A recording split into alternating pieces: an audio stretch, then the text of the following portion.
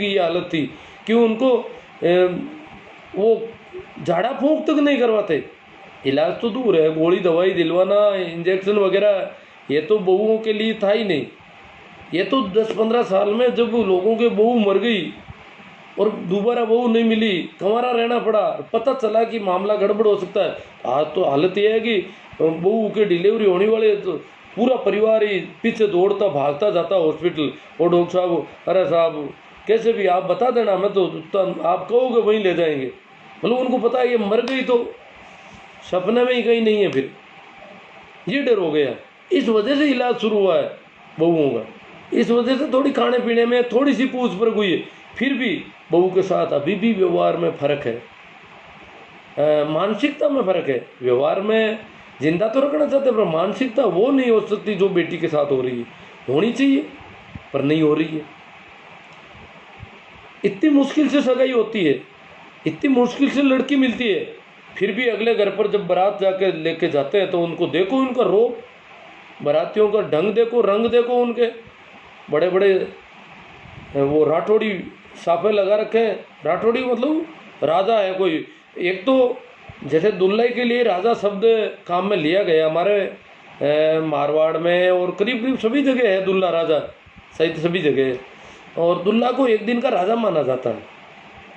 ये भी माना जाता है कि जो महाराजा और राजा लोग तो थे वो भी कहते हैं कि दूल्हे की गाड़ी अगर मिल जाती थी रास्ते में, मारवाड़ में तो ऐसा नियम था कि दूल्हे की गाड़ी अगर सवारी आ रही है, दूल्हा जा रहा है शादी करने के लिए, तो वो उसको राजा कहते थे। इसलिए राजा भी उसके गाड़ी के 2 पहिए होते हैं, एक पहिया रास्ता छोड़ सकता, दूसरा पहिया दूल्हे के लिए आरक्षित था। राजा की जब सवारी आती तो राजा की सवारी को रास्ता देना पड़ता था, परंतु राजा की सवारी के आगे अगर दूल्हा की सवारी मिल जाती तो राजा की गाड़ी को भी एक पहिया छोड़ना पड़ता था, एक पहिया दूल्हे को भी बराबर राजा का दर्जा मिला हुआ था। और यही वजह है कि वो राठौड़ी सापा बांध सकता था दूल्हा।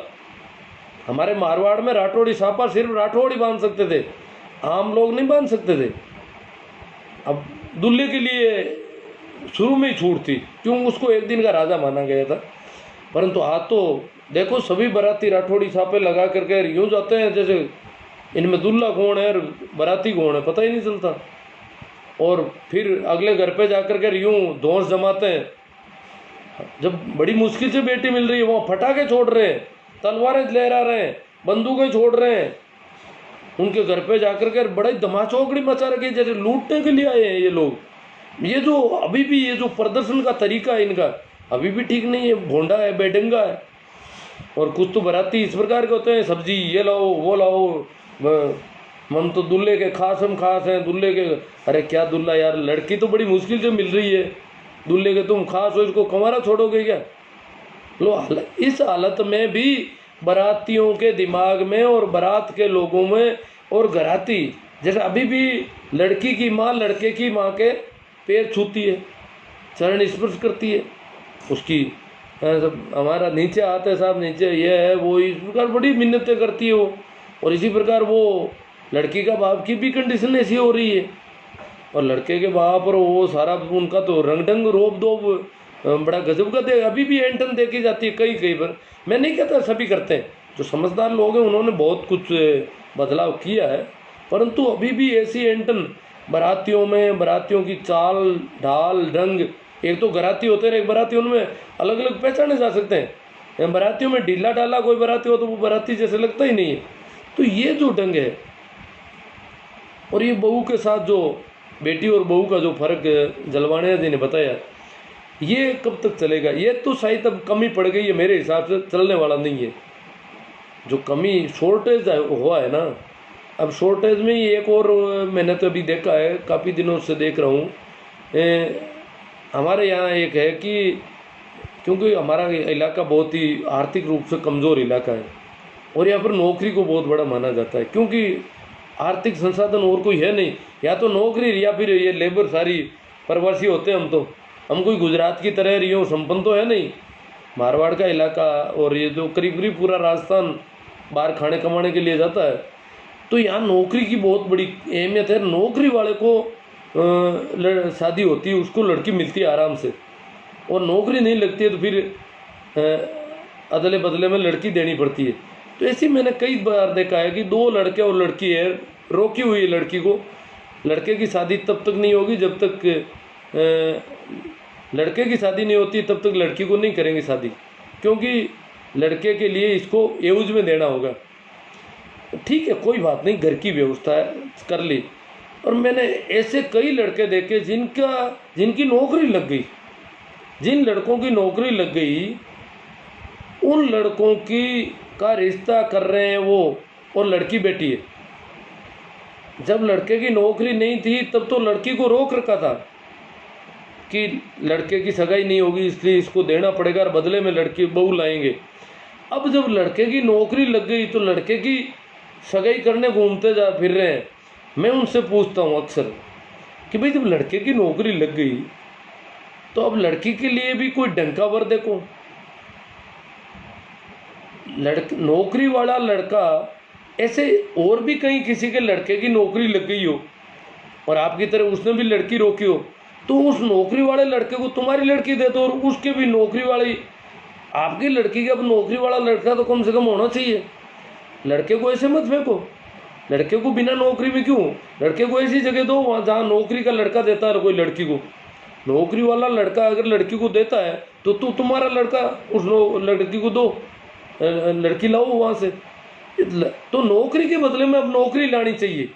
जब लड़की के बदले में लड़की लाई जाती है तो नौकरी के बदले में नौकरी क्यों नहीं लाई जाती।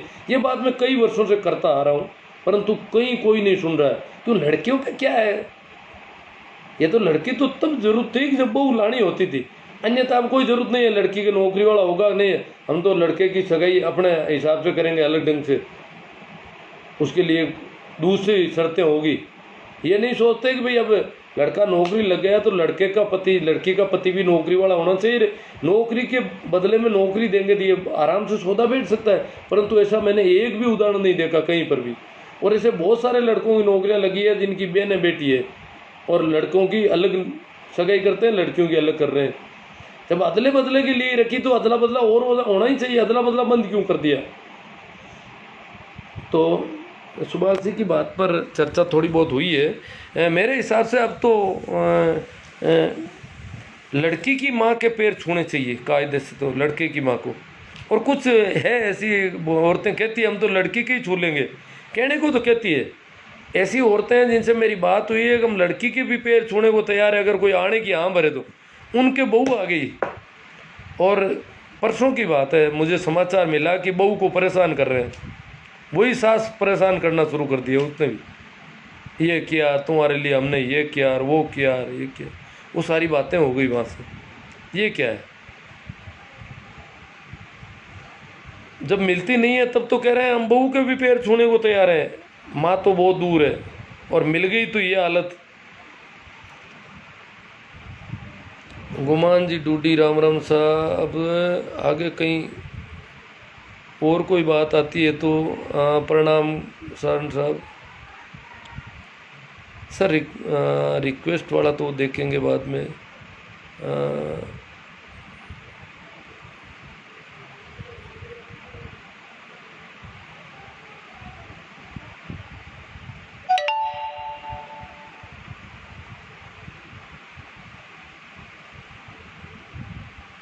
ये क्या कहना चाहते हैं ललित जी कसमा सर जी, क्या आपको लगता है कि इन लोगों को इसका ज्ञान नहीं है, सब जानबूझकर करते हैं?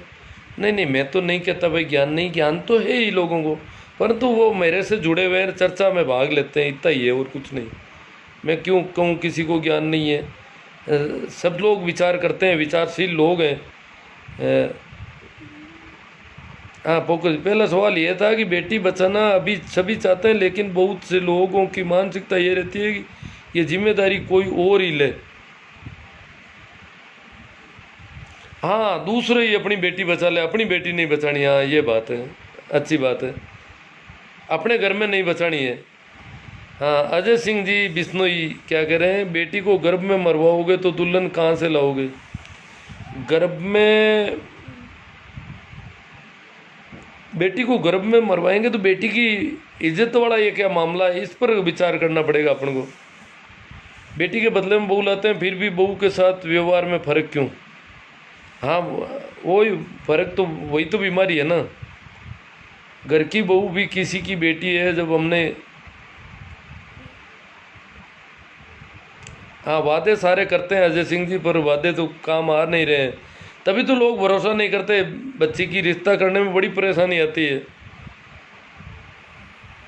बेटियों के पैसे लेने वाले, देखो बलदेव जी बहुत अच्छी बात कही है, और ये भी एक बहुत अच्छी परंपरा है, बेटियों के पैसे लेने वाली।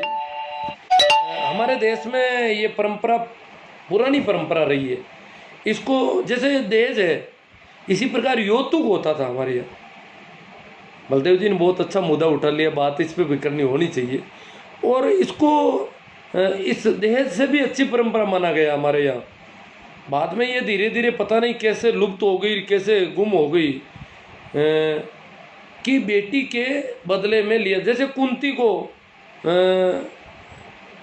पांडु के यहाँ भेजा गया, तो कुंती के बदले में इनसे काफ़ी इलाका लिया गया था, गांव लिए गए थे।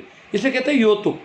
बेटी को देता था, राजा महाराजा देते थे, तो बेटी, भाई हमारी बेटी कितनी कीमती है ये देखना पड़ेगा। कि जैसे द्रौपदी है, कुंती है, कौन सी अगर महत्वपूर्ण कोई महिला है, लड़की किसी की अच्छी है और योग्य है, बहुत अच्छी मानी जाती है, तो उसकी कीमत बहुत ज़्यादा होती थी। ज़्यादा कीमत देख करके अगला आदमी उसके लिए कई घोड़े, कई हाथी, कई घर, कई गांव, कई इलाके दिए जाते थे। और ये परंपरा छोटे छोटे तबकों तक थी, जो जितना दे सकता था, 10 रुपये, 5 रुपये, 20 रुपये, वो दिए जाते थे। और उसके बराबर उसकी कीमत, वो मूल्य आंका जाता था। और जो चीज़ मूल्यवान होती थी उसके साथ व्यवहार भी ठीक करना पड़ता था, बहुत ज़्यादा कीमती हो जाती थी। ज़्यादा कीमत देकर के अगर लाए हो, जिस रानी को लाने में कई गांव देने पड़े, उस रानी की तो फिर सेवा टेल भी ढंग की करनी पड़ेगी।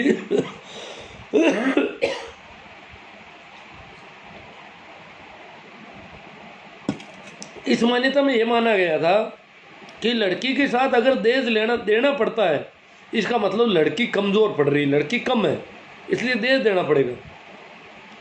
और लड़की जब मूल्यवान है तो उल्टा उधर से लेना पड़ेगा। ये तो सीधा सीधा सौदा था। तो हालांकि इस परंपरा को बहुत हल्का माना अभी तक। हमारे इलाके में तो नहीं बताते, कोई बहुत पुराने टाइम में थी तो पता नहीं, क्योंकि मेरे दादा परदादा तक की तो था, या मैंने सुनी है बातचीत सुनी है, उन लोगों ने भी बताया कि हमारे इलाके में ये परंपरा नहीं थी। परंतु हमारे पड़ोसी इधर के इलाके में थी। वहाँ पर मैं तो क्या है कि मैं नौकरी कर रहा था, तो एक घर में मैंने अचंभित हुआ कि वो बारात आई, तो बारात रिश्तेदार का जेब के यहाँ पर सुई डोरा लेकर के आया, बेटियों का दादा, पोतियों का दादा। पोतियाँ पर शादी थी, स्कूल में ही बारात का जनवासा था। तो जनवासे में मैं वहाँ खड़ा था, तो वो दादा आए, ये क्यों आ रहे हैं, क्या बात है? बारात आते ही वो आता ये ऐसा, वो रिश्तेदार, वो उनको बुलाओ। और मैंने कहा क्या क्या परंपरा, कि परंपरा क्या है, हम पुण्य में पढ़ना रहे हैं, बेटी को फ्री में शादी कर रहे हैं, इसलिए इनकी जेब पर यहाँ पर सिलाई करेंगे और इनकी जेब में से एक भी पैसा हम नहीं लेंगे। ये सिलाई का रिवाज था। सिलाई शुरू की उन्होंने जब ऐसा किया। तो हमारे यहाँ तो ऐसा था नहीं, क्योंकि सभी पुण्य में ही था, फ्री में ही था, उल्टा बेटियों के लिए देते थे। परंतु जहाँ पर ये ऐसी परंपरा हमारे यहाँ रही है दूसरे इलाकों में, और वैसे जब परंपरा है तो परंपरा है, कोई सी भी है। मेरे हिसाब से वो परंपरा ज़्यादा ठीक थी उल्टी। उसमें जब किसी चीज़ की कीमत अच्छी ढंग की दी गई है तो वो तो कीमती है। जो बिना कीमत के उल्टे उसके साथ और दिया जाता है, तो फिर उसकी तो कौन देखभाल करे, कौन उसकी वो करे। तो उसको तो माना तो ठीक गया था, परंतु समाज में उसको गणित कि बेटी बेची जा रही है, इस हिसाब से उसको गलत मानने लगे लोग। लड़के के भी पैसे लेते हैं, हाँ लड़के के भी लेते हैं।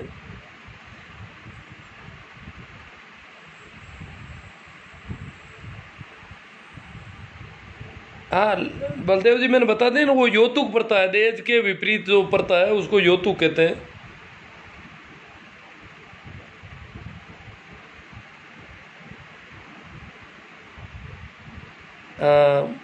भाई मूला राम जी भादु, गुरु जी समाज में आज भी लड़कियों की ये हालत है कि घर में बहू आनी चाहिए, लेकिन उसके लिए चाहे लड़की को ऐसी जगह भी देते हैं जहाँ उनकी उम्र में लगभग 10-15 साल का अंतर होता है, या वो खाने कमाने लायक ही नहीं हो। हाँ, बहुत विषम परिस्थितियाँ हैं। इसके अतिरिक्त भी मैं एक और बात कहना चाहता हूँ कि ये जो नौकरी के जो बीमारी फैली है कि नौकरी वाले कोई लड़की देंगे, उसमें भी ये है कि लड़की और लड़के की उम्र का गैप देखा ही नहीं जा रहा है। 35 साल का लड़का, 35 साल के लड़के की नौकरी लगी है, आधी उम्र की लड़की की सगाई हो रही है। इतना फ़र्क रखा जा रहा है। ये नौकरी वालों में भी ये मामला है, गड़बड़ उम्र का मामला। और खाने कमाने वाली वो तो खैर महत्वपूर्ण बात है, उसका तो नहीं सर जी, मैं उनकी बात कर रहा हूँ जो पैसा लेकर किसी के साथ बेटी को ब्याह कर देते हैं, जो आजकल भी चल रहा है। हाँ करते हैं जी, गरीबी की वजह से कुछ लोग करते हैं। नौकरी वाले के साथ भी धोखा होता है।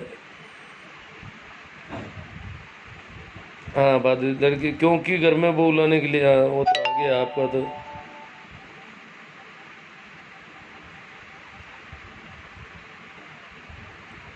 हाँ जाट है सर। मुझे कोई सामाजिक जानकारियों का विश्लेषण वो तो, हाँ तो चलो, इन्होंने बहुत ज़्यादा क्लिष्ट क्वेश्चन कर लिया कि सास बहू की लड़ाई क्यों होती है और 90% सास बहुओं में खटास।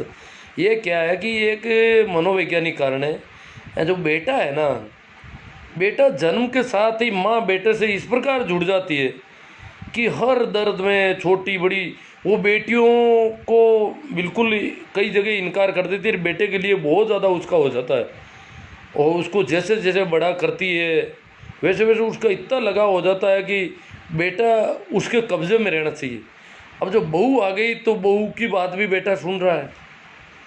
बहू के कहने पर हो सकता है बेटा कहीं किसी काम में भी चला जाए और उसके कहने पर बाज़ार से जा कर के साबुन की टिकिया भी ला के दे दे, या और भी कुछ उसके लिए कर दे, और ये माँ को पता चलता है तो माँ को दिक्कत होने लग जाती है कि ये बेटे में से मेरा जो बेटा था इतने दिन तक मेरा अकेली का था। एक मनोवैज्ञानिक कारण है, वो बेटे में हिस्सा हो गया अब, और उस हिस्से की वजह से ईर्ष्या जगती है।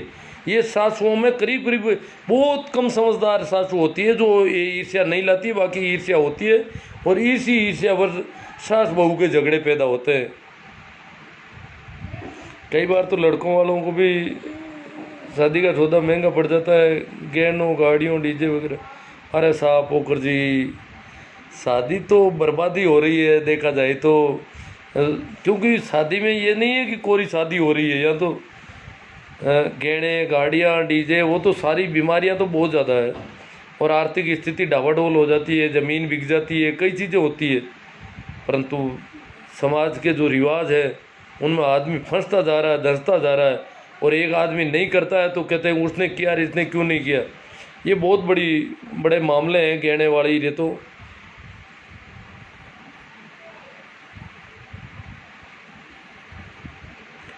बलदेव जी के नौकरी लाग गया बच्चे तो छोरो बोले आंधो भी हुई हो बोले।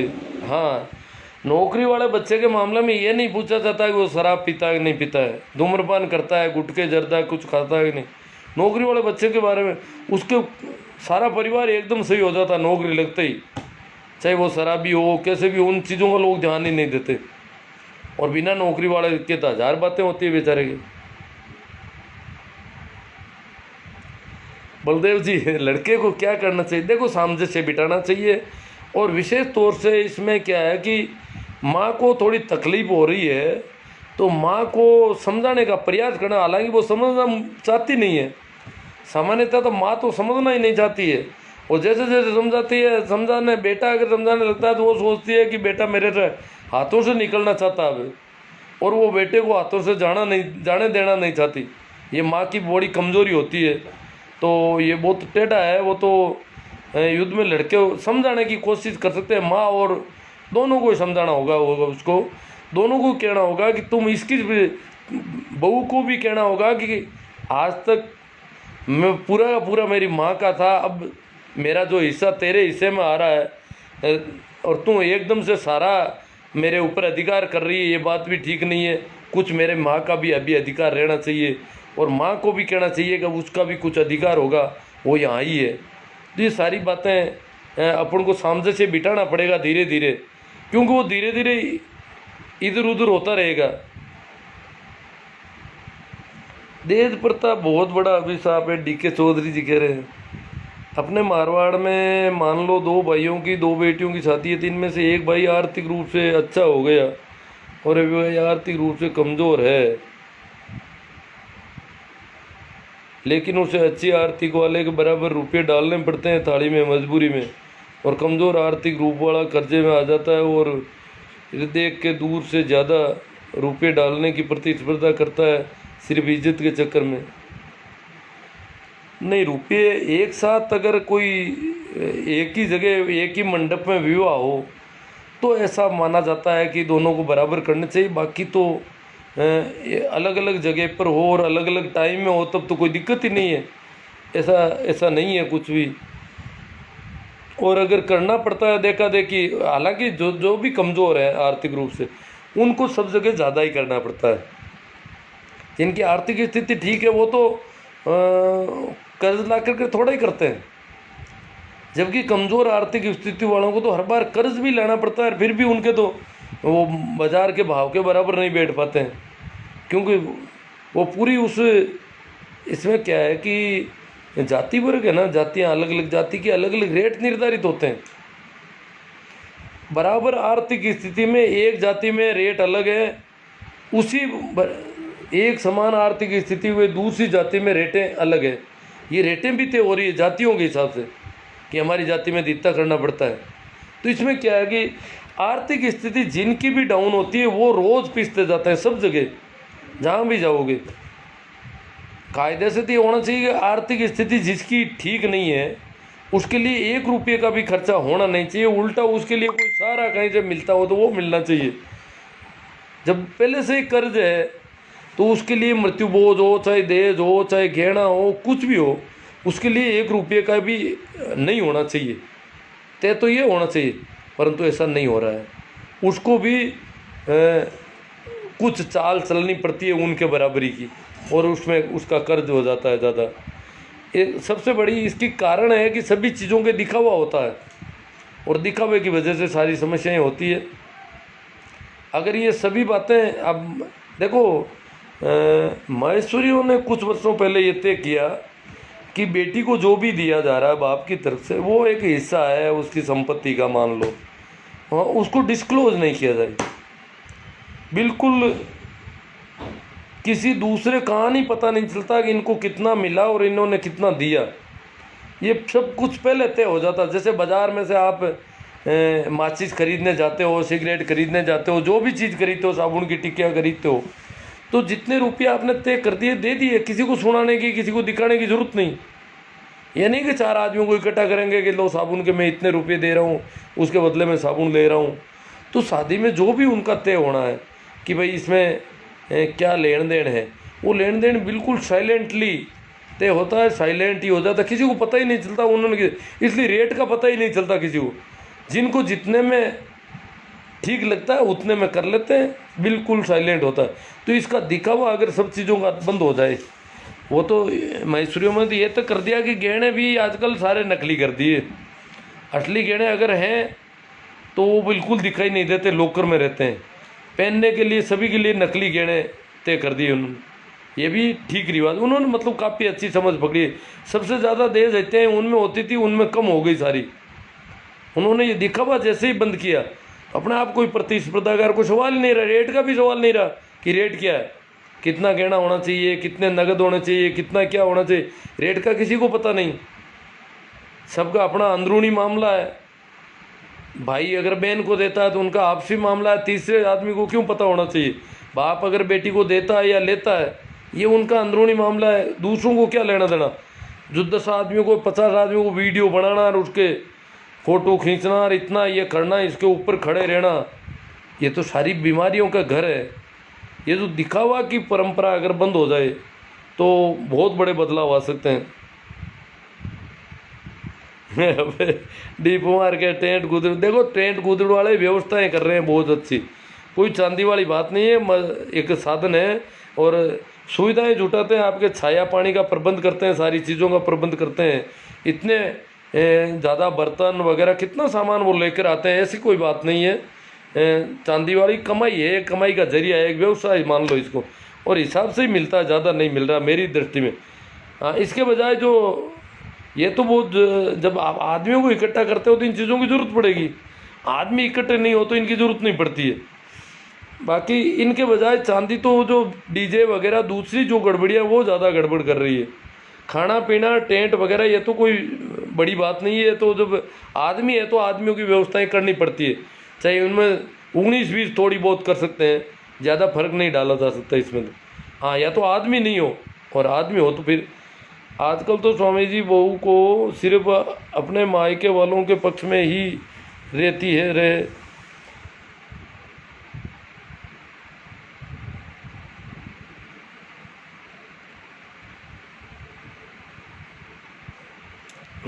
देखो स्वामी जी, ऐसा है कि मायके वालों को बार बार जाकर के पैसे दे देती है ऐसी बहू, ये तो कोई बेवकूफ़ बहू होगी, बाकी तो ये ऐसा नहीं करती है।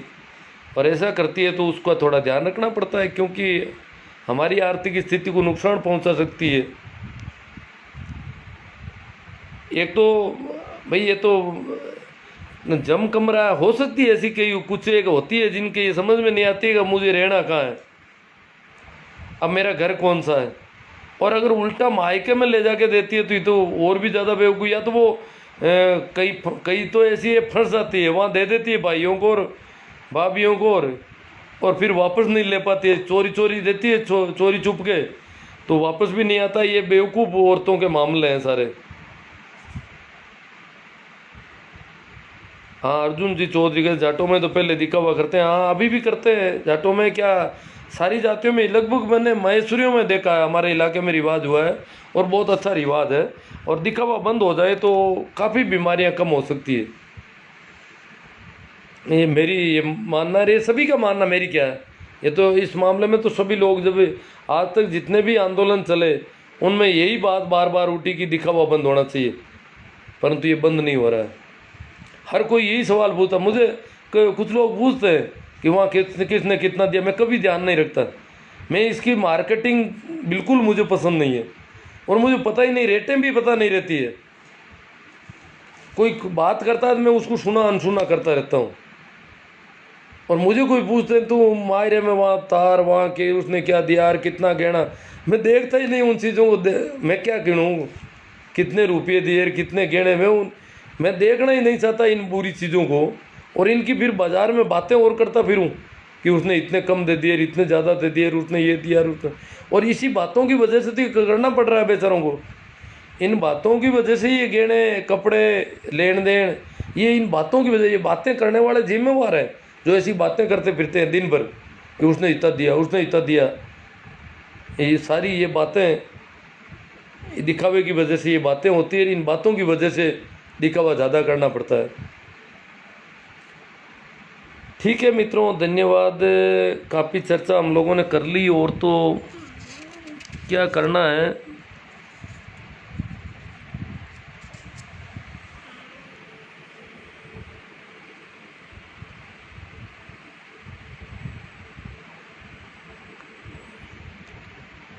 ठीक है, थैंक यू, फिर मिलेंगे।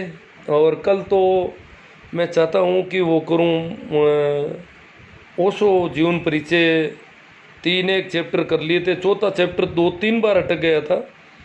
कल 9 बजे प्रयास करते हैं वो उस पर थोड़ी चर्चा हो जाए, क्योंकि वो अधूरा छूट रहा है।